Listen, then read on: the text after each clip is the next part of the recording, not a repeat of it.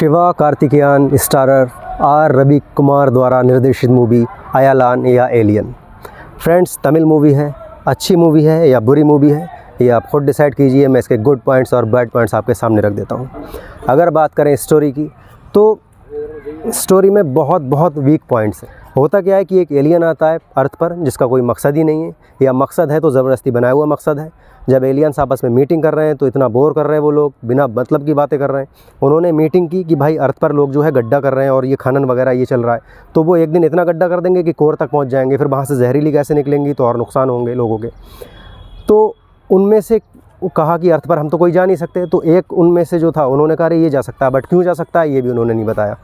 ठीक है, वो जा सकता था, अच्छी बात है, जा रहा है, जा सकता है, लेकिन क्यों जा सकता है नहीं बताया। गड्ढा कर पाने में कैसे सक्षम हुए कि उन्हीं के ग्रह का, जो एलियंस थे उनके ग्रह का एक छोटा सा टुकड़ा आकर पृथ्वी पर गिरता है, कोई विस्फोट होता है। क्यों विस्फोट हुआ नहीं बताया।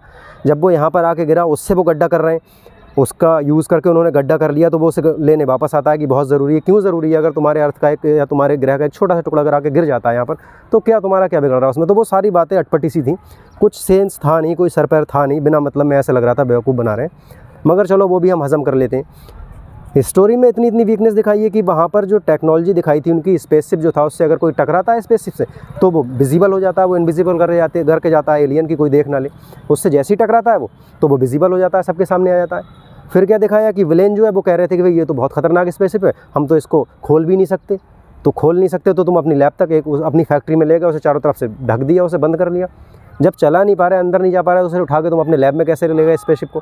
मतलब सारी अटपटी बिना सिर पैर की बातें थी। तो डायरेक्शन में ऐसा लगा कि सीन्स को ज़बरदस्ती बनाने की कोशिश कर रहे हैं। जब भी कोई सीन बनाते हैं, जैसे कि उसके अंदर पावर्स आती हैं हीरो के अंदर, वो एलियन उसके घाव को ठीक करता है, ज़ख्म को, तो वो भी एलियन बन जाता है।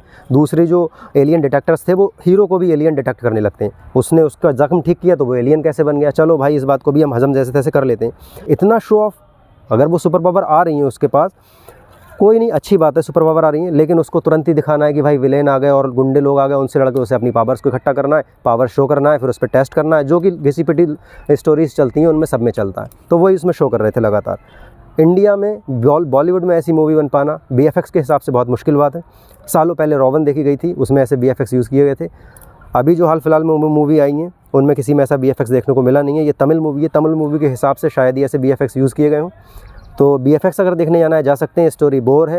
एक्टिंग की बात करें तो एक्टिंग में तमिल वाले अच्छे होते हैं, एक्टिंग सारे लोगों ने अच्छी की है, कॉमेडी भी अच्छी है, लेकिन वीक पॉइंट बस यही है कि डायरेक्शन अच्छा नहीं है, स्टोरी अच्छा नहीं है। फ्रेंड्स, एक जो सबसे ख़ास और सबसे ज़रूरी बात, इस मूवी में टोनी स्टार्क का नाम लिया गया था, क्योंकि एक जगह वो कहता है कि हम वेपन बनाएंगे जो एलियन का जो टुकड़ा के गिरा था उससे, तो वो कहते हैं कि इसको कैसे वेपन यूज़ करोगे, तो उन्होंने टोनी स्टार्क का नाम लिया कि अरे टोनी स्टार्क के जैसे कुछ करना चाहते हो।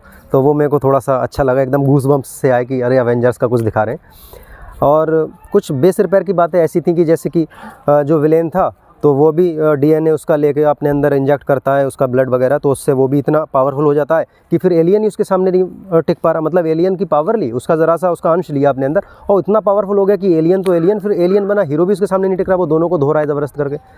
तो ये सारी बातें, अच्छा है एलियन और हीरो एक साथ जुड़ जाते हैं तब उनकी पावर्स मिलने लगती हैं, बीच में पावर्स चले जाती हैं। मतलब बिना सेंस कोई था नहीं, बिना सर पैर की बातें चल रही थी, तो ऐसा ये बड़ा अजीब सा अटपटा सा लग रहा था। फ्रेंड्स, अगर रेटिंग की बात करूं तो मैं इसे 5 स्टार्स 5 आउट ऑफ 10 देना चाहूँगा।